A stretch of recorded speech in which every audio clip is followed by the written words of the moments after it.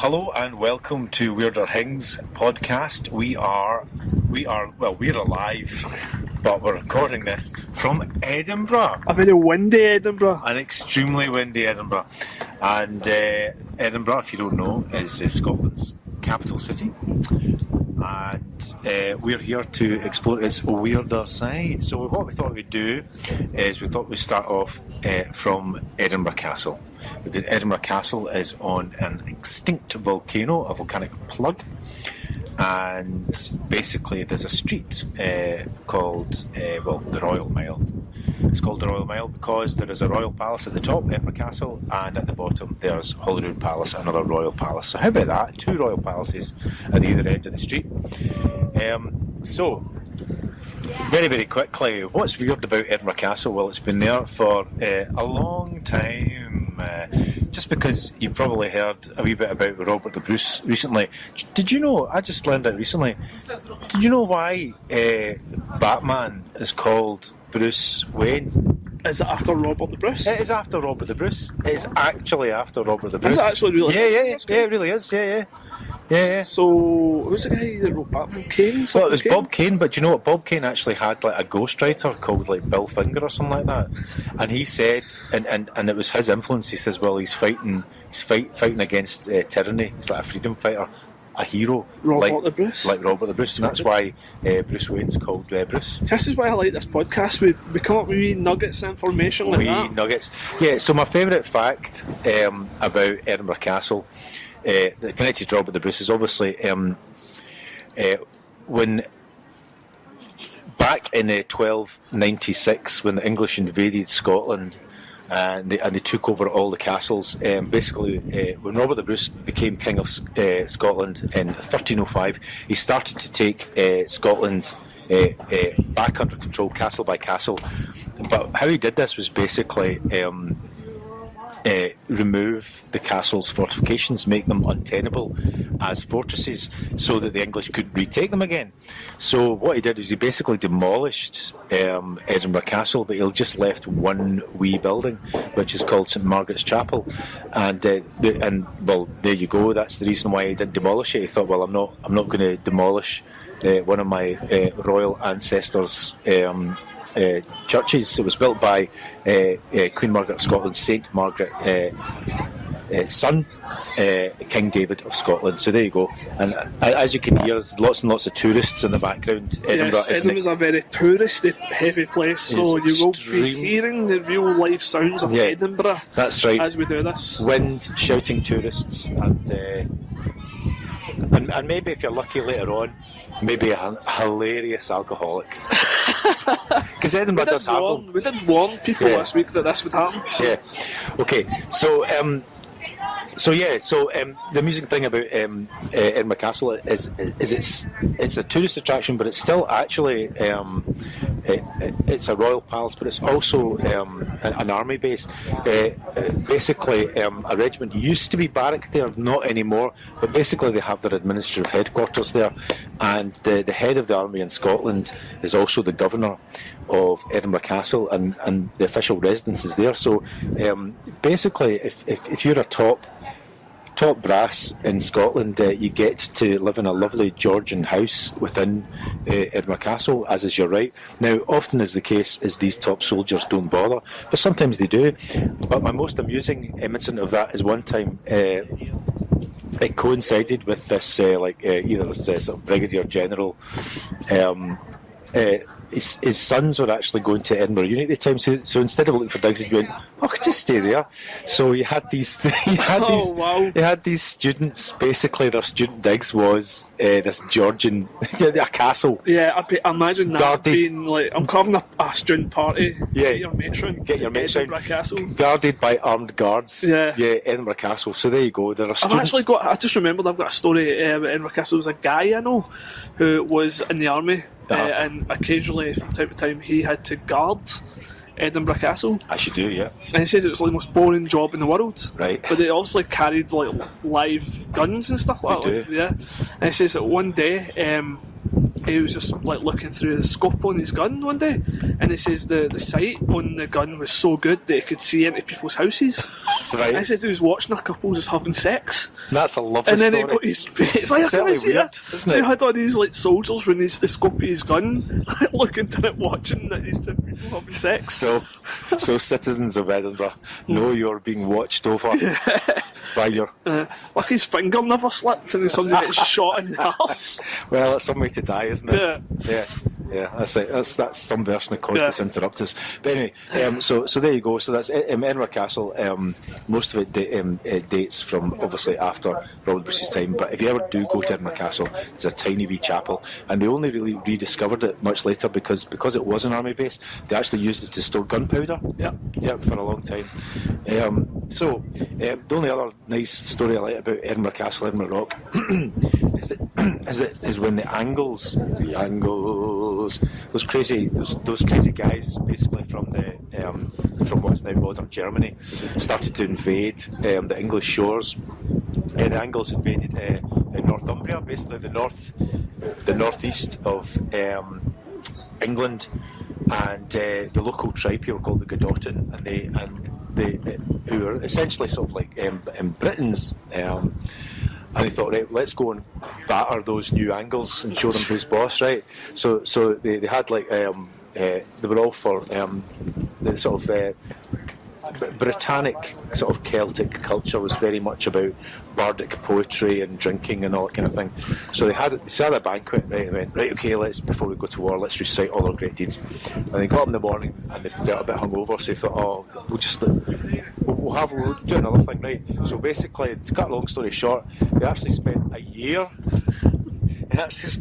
drinking and feasting, working up before they went to fight the Angles. And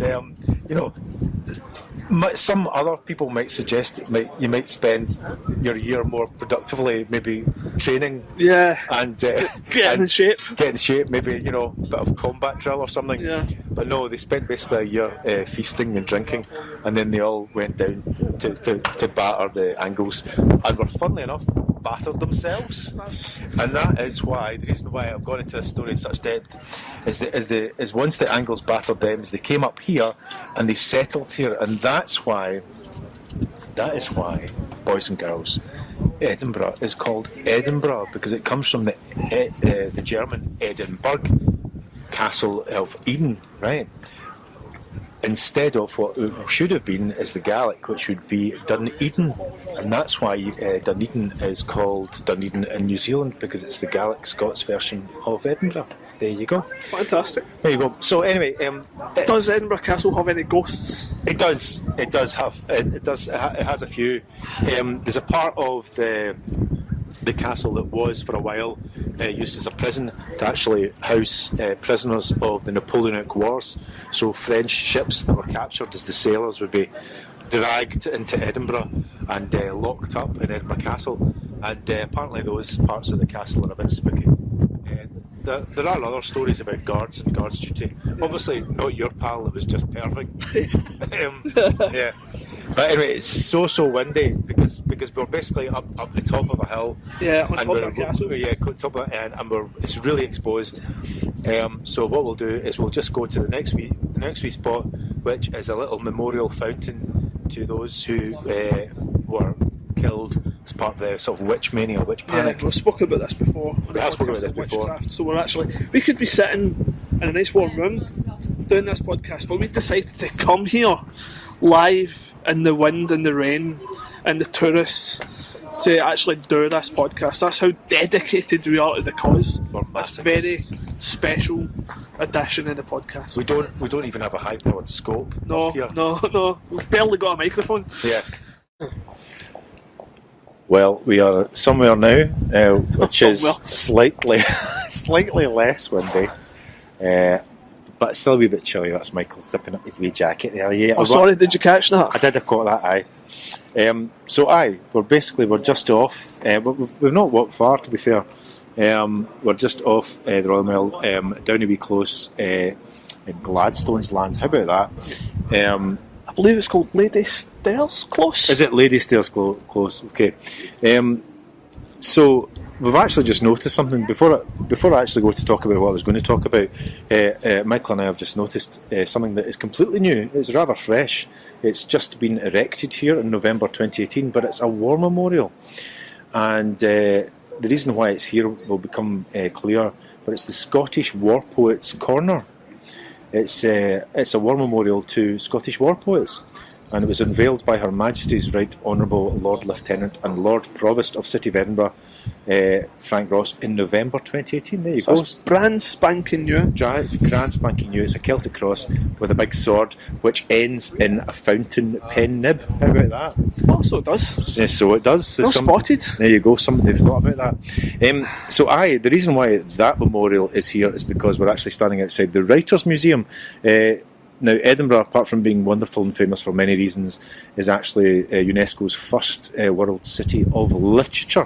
Oh, why? Why so? Because it has so many great writers. Obviously, Edinburgh is still essentially Scotland's capital of publishing and the written word, whereas Glasgow's very much TV and radio, all the media, all the telly showbiz stuff. But Edinburgh is the sober and highfalutin literary capital of Scotland. And anyway, we've got a writers' museum here that celebrates pretty much 3 writers. So we've got what's the one that used to Ivanhoe? What's his name again? Ivanhoe. What's the big thing that's on Princess? The guy. Yeah, I know. Both our minds have gone completely blank. Walter Scott. So Sir Walter Scott, Robert Louis Stevenson. Who's the third one? They've got 3 big displays in there. Conan Doyle? Is it? Could be. He was an Edinburgh writer. He was, yeah. But it might not be. Should we just, let's sneak inside and see? Yes, Robert Burns. Fuck's sake, what a couple of idiots. A couple of fuds. Fucking hell. What a national disgrace. I was thinking, what's the 3 big writers, right? And I couldn't remember Robert Burns. I was scratching about my brain for what's for Sir Walter Scott. I was going, what's that big monument down there? And this will feature in the hilarious outtakes. Yeah. Right, but it's just like, yeah, and then eventually, aye, it's got 3 big names. What are they? Robert Burns. Yeah, there's a thing over there to Robert Burns. Yeah, the love of God. what a fan dance. Right. Tell somebody only had 3 hours sleep last night. No. That's hilarious. Did you draw that? Yeah. I'm sad on a dick. Okay. And the reason we're here and the reason it's here because the Writers' Museum is here, and it basically is dedicated to 3 of Scotland's greatest literary talents throughout the ages. We have, in historical order, Robert Burns, Sir Walter Scott, and Robert Louis Stevenson. Now, Robert Louis Stevenson was writing sort of the late Victorian period, and he's probably most famous for, to this day, for writing Strange Case of Dr. Jekyll and Mr. Hyde. And you'll note that is the actual original title of it, because he was right for puns and he missed out the definite article, because that's the whole point. Right. There is no definite article because Dr. Jekyll changes to Mr. Hyde. It does. In a kind of a fluid, transient. He was the original non-binary. Cis. Yeah. No, he male, was female. I don't know. Yeah, he was. Yeah. He was male, but he was just he was non-identity specific. How about that? Yeah. He was identity fluid. Yeah. There you go. He was an identity fluid person. Yeah. Aye. So there's thoughts that perhaps a certain other notorious Edinburgh individual inspired him, but by his own account, it was actually he woke up after a nightmare, and instead of going, oh God, that was a terrible nightmare, he went, I had a fine bogey dream, and basically it inspired him to actually write Dr. Jekyll and Mr. Hyde, and and note the pronounce. It is Dr. Jekyll. It was just, it was Hollywood that got that bit wrong. It's Dr. Jekyll, not Dr. Jekyll, and it was named, and it was probably another pun based on the French, like French, J kill, I kill, Mr. Hyde. I know it's a wee bit, yeah. But it feels weird that it's like we're doing the podcast to one audience member as you stand there watching. It's like we're performing for you. Yeah. My other better half penny has come along for the charity shops and coffee. Is that a fair thing? Yeah, it's a fair thing. Chips. And chips, yeah, chips and beer. That's what we're looking forward to. Edinburgh famous also for chips and beer. Chips and beer. Except you get salt and sauce in your chips. No salt and vinegar. Don't get me started in that filth. Right, okay, so I think we've covered enough of that. Should we go and talk about the person that may have partly sort of inspired Dr. Jekyll. Dr. Jekyll, Mr. Hyde. And Mr. Hyde. Okay. So me, Ninnis and Penny have came to Deacon Brodie's Close in Edinburgh. Deacon Brodie is the gentleman who inspired the story of Dr. Jekyll. Kind of. And Mr. Hyde, kind of. He was a prominent Edinburgh businessman. He was they call the guys that cut keys Locksmith? He was a locksmith, but there was a different name for it. I can't remember what it was. And what he did was one night he copied the keys for a bank, went into the bank, opened up the safe, took out £800, which by today's terms is about, I think it was like £100,000. It was some ridiculous sum of money. It was, locked the safe, and no one really noticed. No one really noticed. He got away with it, and he became very kind of flush with the cash, and he had this idea that he was basically like the head of this like crime syndicate, and he got people involved and stuff like that, and then he went on like a 2 or 3 year crime spree robbing people, and eventually they managed to find out it was him that was behind it all, and he got caught. And they got hanged down at the toll booth on the Royal Mile.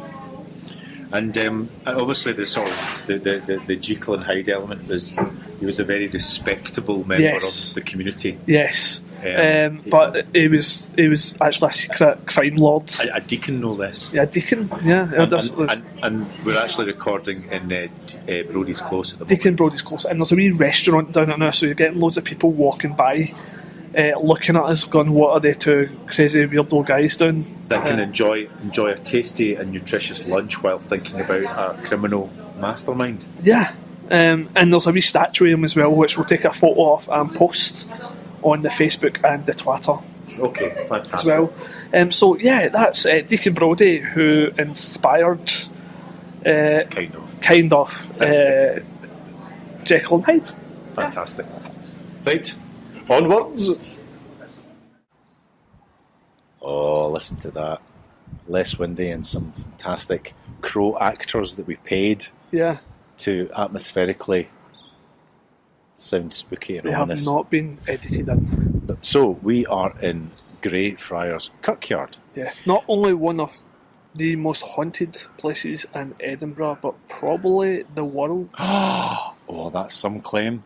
I'm just going to fill you in with a wee bit of history gubbins though, because although Greyfriars Kirkyard is more famous these days probably because of the ghosties, actually Greyfriars Kirk, the church itself, is where the National Covenant was signed in February of 1638. Now, the reason why that's important, and you might, why is that important? Is basically it was a lot of eminent Scots signed a document called the National Covenant, basically saying that the king had no place interfering with people's religion, because Charles I, although the son of James VI and the First of Great Britain, so basically the son of the Scottish king, who was the first king of both England and Scotland, he tried to impose a sort of Church of England prayer book on the Scottish Church, and we were no happy about it.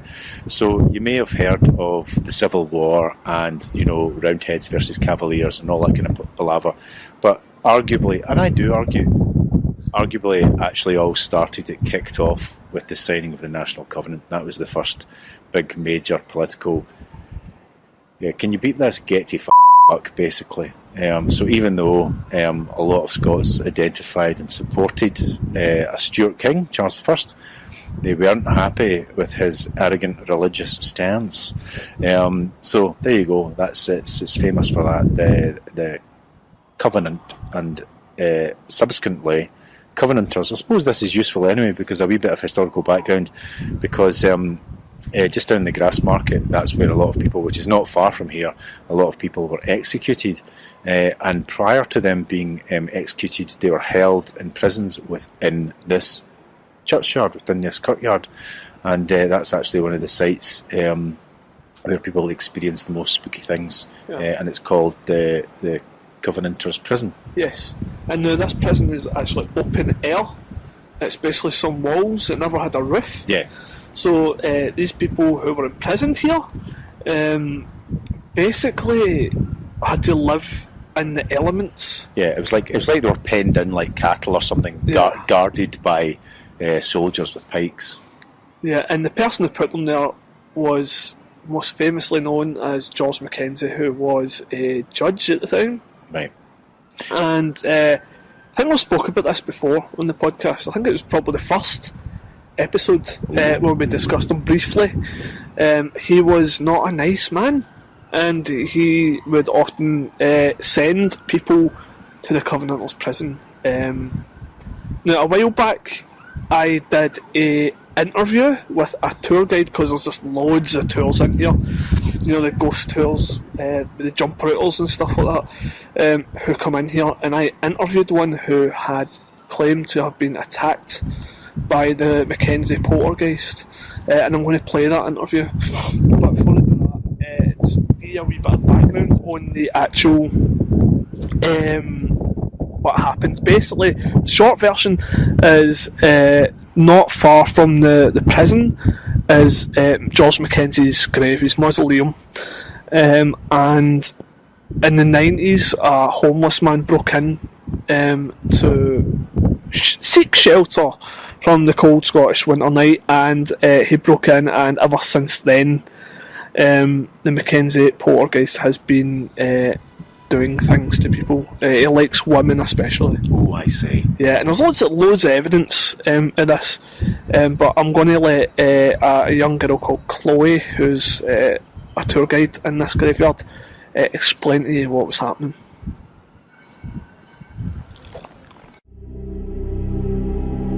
So it starts off with the King of Scotland wanting to unify the religions. The Presbyterian Covenanteers, who were later put to death in the Covenanteers prison over here, were the ones to get the chop. This was mainly at the hands of the Lord Advocate Sir George Mackenzie, who would later become known as Bloody Mackenzie. He actually has a body count of 18,000 people. So you can imagine the activity here, and the recorded activity here is unprecedented. So the main activities recorded here started in 1998. A homeless man broke into the mausoleum because he needed shelter, and there wasn't any other option for him really. So he gets down into the mausoleum. There's a couple of floors, so he travels down and he breaks a couple of the caskets. He doesn't think much of it because they're caskets, they're not worth very much. He actually gets down to the level where Mackenzie himself is buried, and then he drops through a hole in the floor because it's unstable. The hole in the floor actually is a mass grave for plague victims. There are plenty of mass graves in Greyfriars. It actually has the highest density of dead people in the whole of Edinburgh. So mass grave underneath Mackenzie's tomb. He drops down into it. All of these corpses that were very, very hastily shoved in and jammed in are exposed, really, and out he runs. He doesn't want to stay in there anymore, and I can't really blame him. That is when they think that the spirit of Mackenzie, or whatever Mackenzie became after death, broke loose, and the tormenting and the attacks have been wild since then. It varies in severity depending on who you actually are. There have been groups which are targeted a lot more. For example, if you're a woman, if you're not religious, if you don't believe that Jesus is your saviour, you're likely to get attacked. If you are a person of mixed race, mixed heritage, you're likely to get attacked. If you're a white male, you're probably the safest. If you're a white male who believes in God and in specifically the Catholic faith, you're likely to be fine.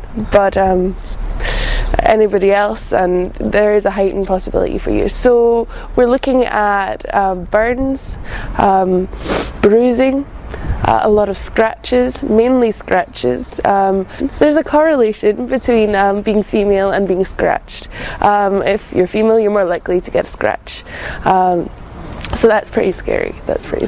Before I started working on the official tours, I just took myself on little tours, and I would go and explore Greyfriars and just the general area of Edinburgh, because it is such a deeply historical place. Very, very fascinating.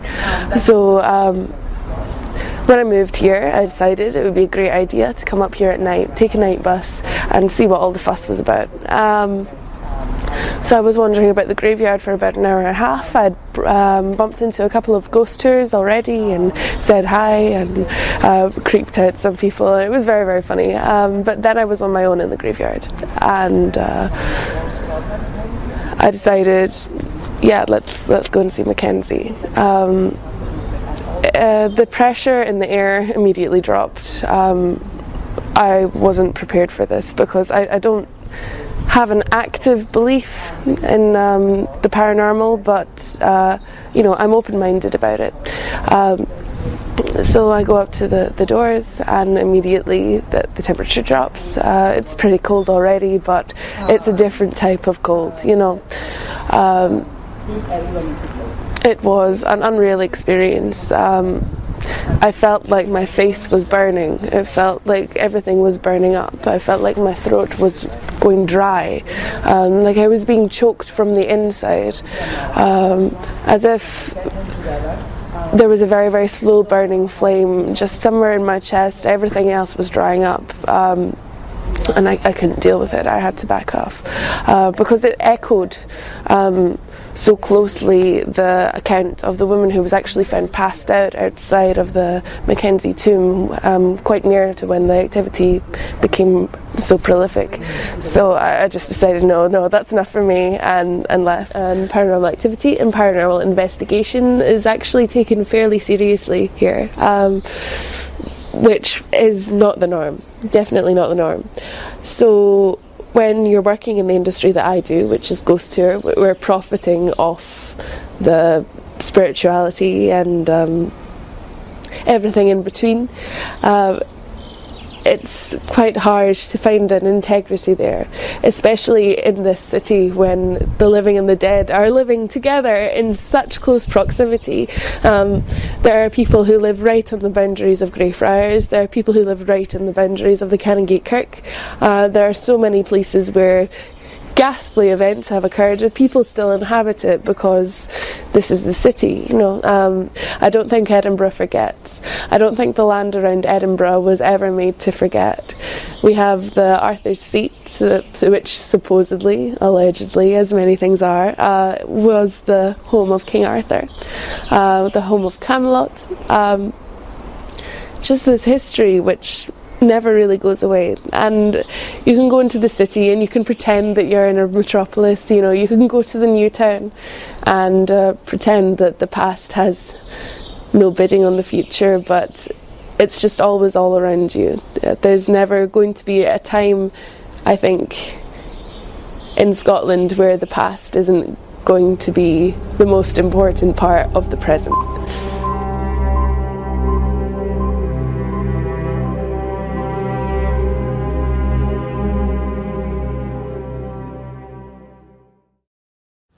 think one of the most interesting things about Greyfriars Kirk is obviously the graveyard itself used to be outside the city limits, and it was originally the plague pit for the city. They put all the plague victims here, and then eventually it became the city cemetery. And it's also the final resting place of Greyfriars Bobby, who was a wee dog. When his owner died, Bobby came to the grave and refused to leave the graveside. And there's a wee monument and a statue to Bobby. This is probably one of the most beautiful cemeteries, graveyards in the world. I love it here, and I love wandering about it. So myself and Innes have come over to the Covenanters prison. Now we can't actually go in because it's deemed so dangerous, so haunted, that we're not actually allowed inside. They've actually put a padlock on the door because so many people were being attacked by the Mackenzie poltergeist. That's the only reason. That is literally the only reason. No other reason. But so we can't actually go in, so we're just standing outside it. Anything you want to add to that? No? Nothing. Only that I've been on a ghost tour here myself in the evening, and nothing happened to anybody there. But there, it was kind of big in the press. You know, the tabloids took up the story. I don't know, quite a lot of people that out of curiosity attended the tours, and some of them had odd, unusual experiences. But famously, it was people used to get. Used to get scraped and scratched and that kind of thing, wasn't it? Apparently doesn't like women. I know that it's more often not the women that are victim of these attacks. I came on a tour here myself, and the cell it's really serious. It's really, really haunted. It's really dangerous. So we don't have like jump-routers and all that. These people that jump out and go, so we're on the tour and we're in the prison, and someone jumped out, and I was a bit disappointed by that. I thought it cheapened the experience. It's just money cheapens everything, doesn't it? Yeah, it's exactly that. So will we head over to Mackenzie's tomb? Okay. And annoy him. Aye, let's do it. Let's see if we can antagonise him and get something at him. Some live podcast ghost bothering. Yeah, I mean, this is probably one of the most touristy places in Edinburgh because of the Mackenzie poltergeist. So there's just loads of tours, and you'll probably hear them while we're doing this. But we'll try and do our best. Also, it's kind of ironic as well, considering the historical import of the church itself and the history attached, and the amazing stone carving. If you look at any photographs, there's some extraordinary stone carving. It's quite windy now, but basically, we're just walking into a tomb for some shelter here. So if any ghosts want to just chip in with a wee bit of Edinburgh patter, then be our guests. Edinburgh people don't have any patter. That's Edinburgh-ist. Anyway, basically J.K. Rowling nearby in a cafe called the Elephant House that was where she first was inspired to write the Harry Potter books. And what happened was she looked out the window of the cafe and she saw this sort of private school called is Fettes Academy, Fettes College or something, and just thought, oh, I wonder what would happen if wizards went to that school, because that's how she speaks. And I'm sorry, JK. Don't be.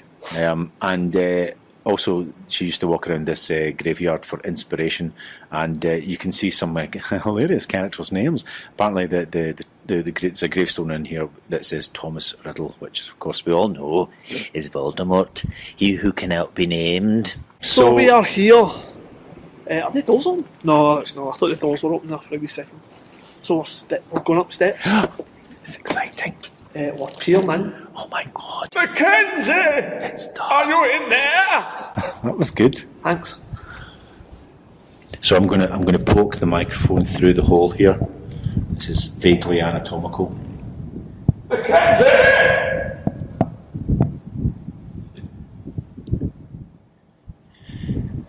don't think much of your prayer book.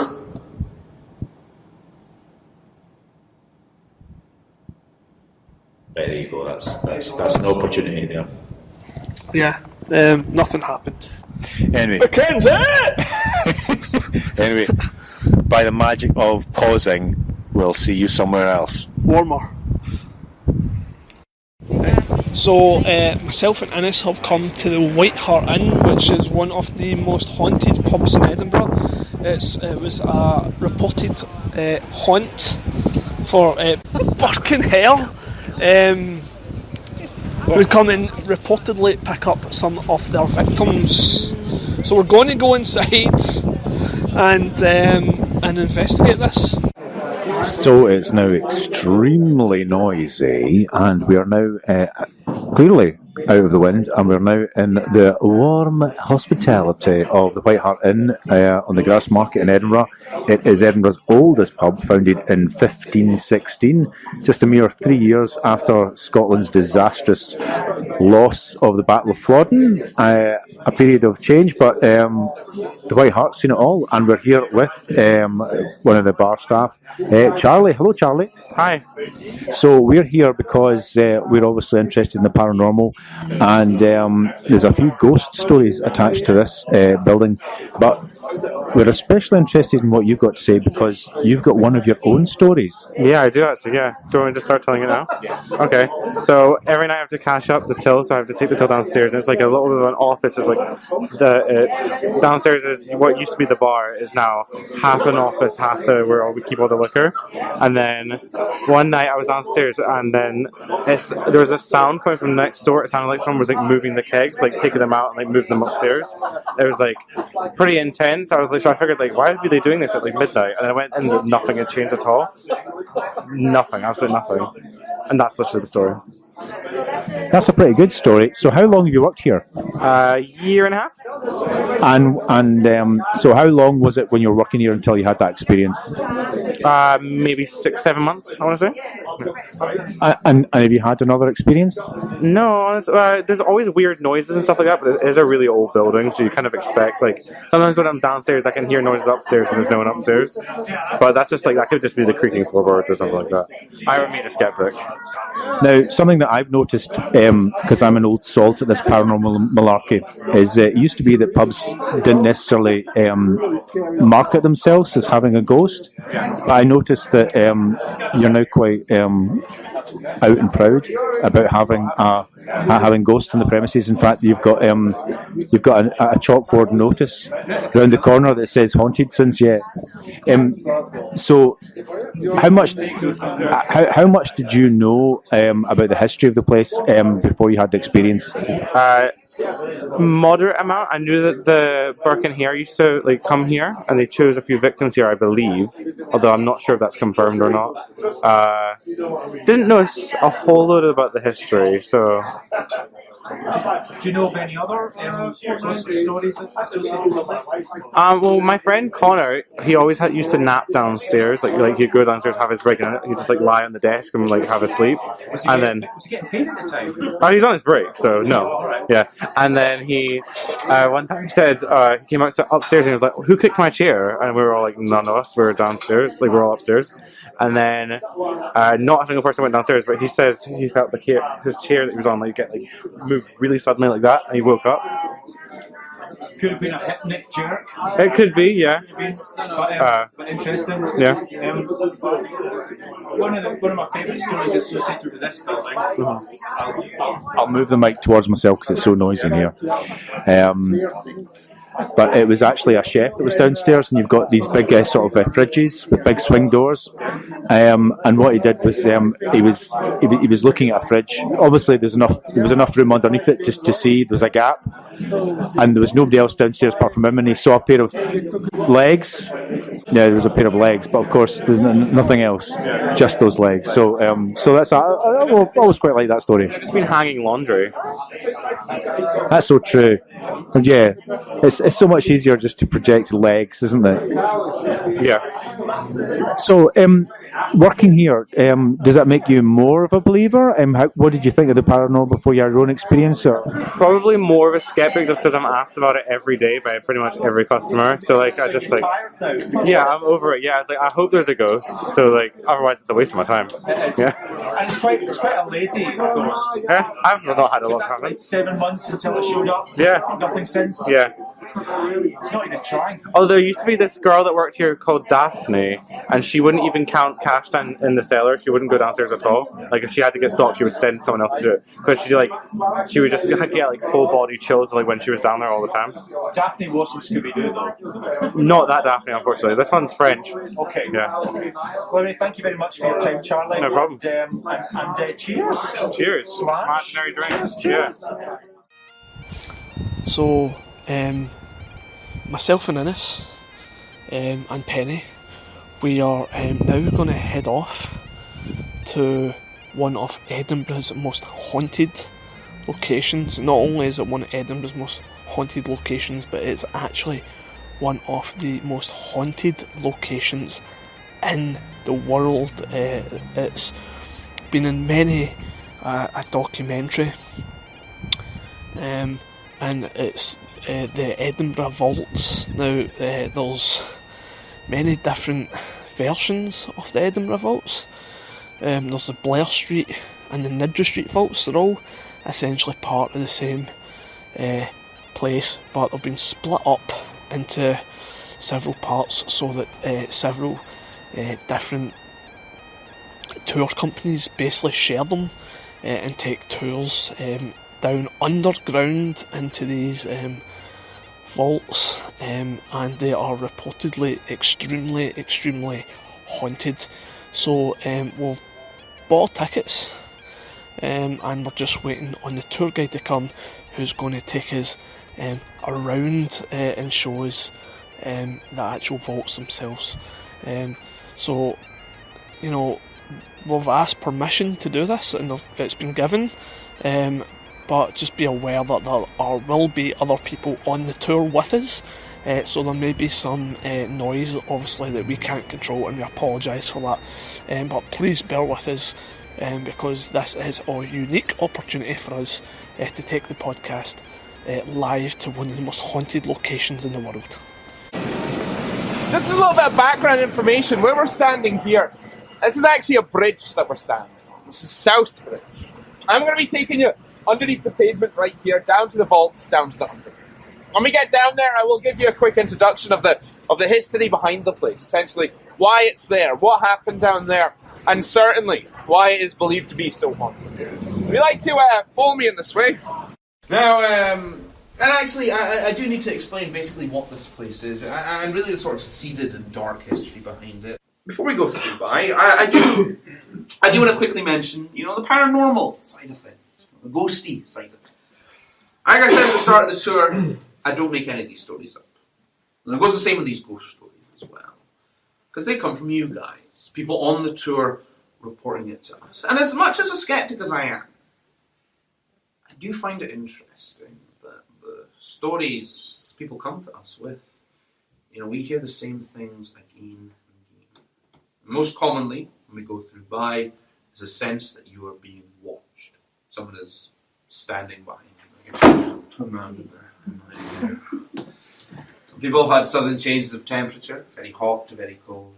Seeing strange orbs or shadows move across. Well, amongst some other things that I will happily get into. Before I go on, guys, I actually want to talk to you a little bit about our most commonly cited ghost. That's a normal mix, don't worry. Our sort of most commonly cited phantasm.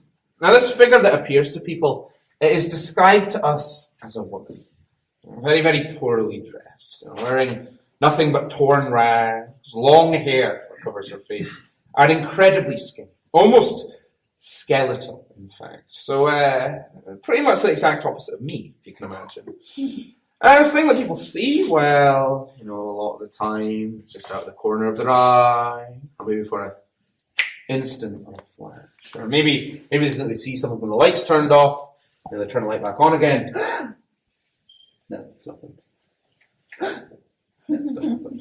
Also, something I want to quickly just point out is that we're not paying anyone to hide down here and jump out and go or anything like that.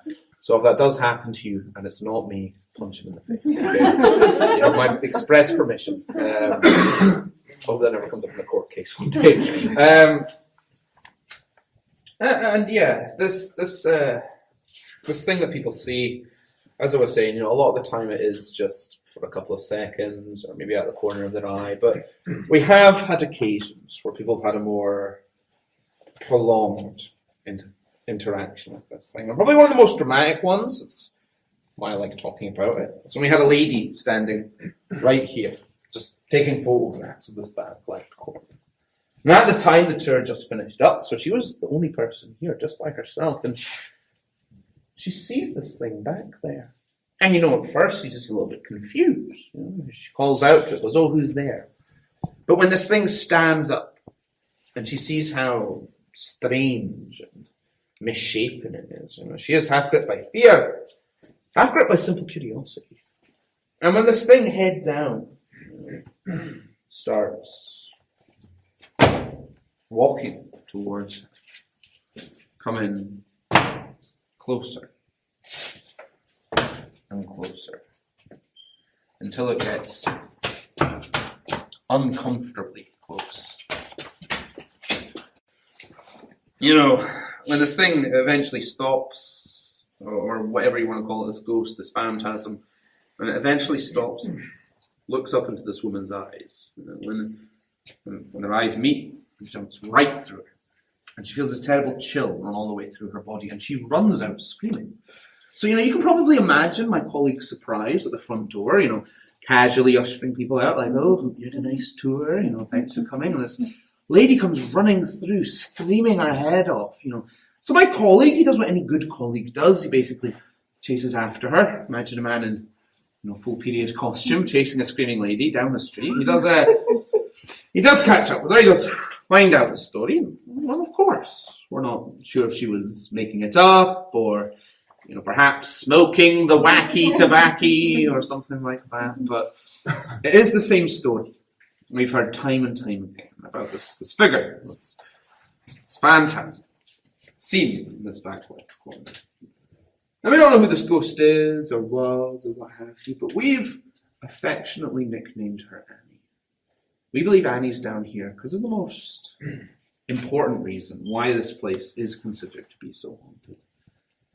Because of the witch hunting. Now, the witch hunting in Scotland, one of the darkest chapters in our history. It's really up there with stuff like the Opium Wars and the Highland clearances. Really, really nasty stuff.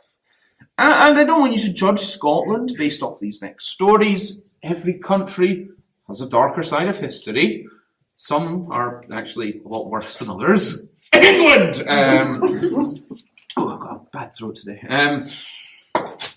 But yeah, the witch hunting in Scotland, it can only honestly be described as evil. Do any of you guys know the first step in finding a witch? It's very, very simple. You can practice at home with a loved one, husband, wife, whatever. That's probably the reason why I'm single. First of all, you let your hand go limp. That's the most important part. And then you go, "You're a witch!" There we go, we found ourselves a witch. You're obviously not a witch, you're just standing in front of me. And if that method wasn't scientific enough for you, then we'll take your hands, tie them to your legs, and we'll throw you in the closest lake. Remember, in Edinburgh, this was the North Lake, an open sewer. And if you sink to the bottom and you drown, well, congratulations, you're not a witch. You are very dead, if you're wondering. You'd actually often, though, find husbands holding their wives underneath the water with a large pole or stick, just to make sure that they drowned. Not because they hated them, it's because they loved them. And they wanted to protect them, they wanted to protect themselves. It wasn't just women that were accused of witchcraft. It was anyone seemed to be consorting with a witch, anyone in league with a witch, and it was all punishable by death. Now, the worst part about this witch hunting is the people that did it during the worst times of the witch hunting, they were being paid to do it. And paid by commission, per witch. So once you've dragged this person out of the water, you have all the motivation in the world to take them and torture them mercilessly until they give a confession saying, yes, I am a witch, and so is my next door neighbour, so is my brother, my sister, whoever. Just so these witch hunters can move on to them next, kill them, get paid again. A lot of the torture took place down here, in the underworld. So why it's believed to be so haunted? Probably. It's just when he was going, yeah. Are you sensing anything? We're now interviewing Penny to see Penny. My hair moved. My hair moved from here to here. Wow. Just to describe that properly, Penny talked about her hair moving from behind the shoulder to in front of the shoulder. Like this. And there's no rational explanation other than she moved her head. Yeah. Oh, that'll be the tour guide back. Right, so Michael's going in. Annie? Annie? Yeah. I'm not your daddy. Annie, are you here? I'm looking for an Annie. Michael McCann, paranormal investigator, was last heard of in 2019. He has never been heard of since. Yeah. What's in here then? So, just to give you a physical description, it's basically it's a chamber which is perhaps 3.5 meters wide by maybe about 40 meters. So quite a sort of it's like a sort of a corridor with a semicircular ceiling, and it's maybe just about 2 meters high at its highest. So yeah, with various chambers going off to the side. I apologise for the sound quality.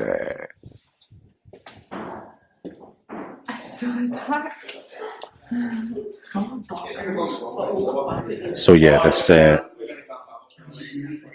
this chamber is about 3.5 meters wide by about 40 meters long, I think, and about 2 meters high at its highest.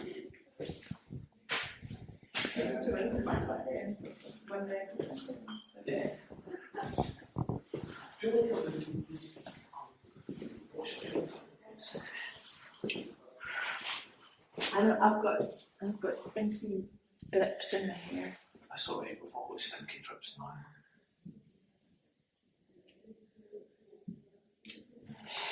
So Same thing happened, and look at my hands. My hands are not in front of it. There's a big fucking red thing. Look. I can report that Penny Sharp is actually taking photographs. Look at my hands. Yeah. They're not on. Fingers are not in the way. Yeah, she's taking photographs. Fucking big mad red. Well, there's a red light that's going to be bouncing off that puddle. See, there's a puddle there. Yeah, So the way cameras work is that light will be reflecting off that, maybe reflecting on your camera. Tis rather odd. Move position, see if you change position. Change position, Penny. And see if in the best shape it's not there. Because that's how cameras work. That's how it lights goes on photography then.